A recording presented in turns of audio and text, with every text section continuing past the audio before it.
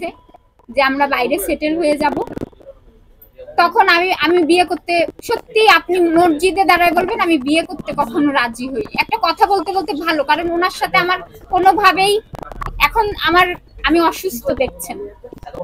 পরে এক পর্যায়ে ফ্যামিলি সম্পর্কে, মানে ফ্যামিলি কথায় ওনার মা, ওনার তারপরে মেয়ে সবাই বলার পরে উনি ওনার অফিসে কাজী ডেকে বিয়ে করে।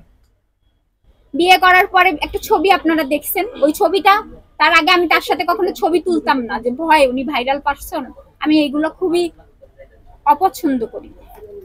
পরে তখনও কিন্তু রিয়ামনির সাথে তার কোনো ঘনিষ্ঠতা আমি দেখি না, আমি মসজিদে দাঁড়াই বল। পরে উনি তো নামাজও পড়ে না ঠিক মতো, ওনার কথা কতটা আপনারা বিশ্বাস করেন জানি না, আমরা বিশ্বাস করি না ওনার কথা, আপনি বলেন। পরে ওনার সাথে আমার বিয়ে হয়।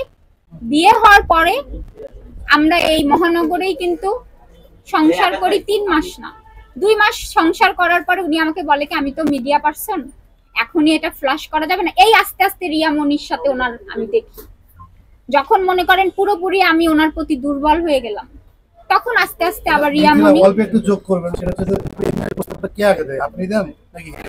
অবশ্যই সে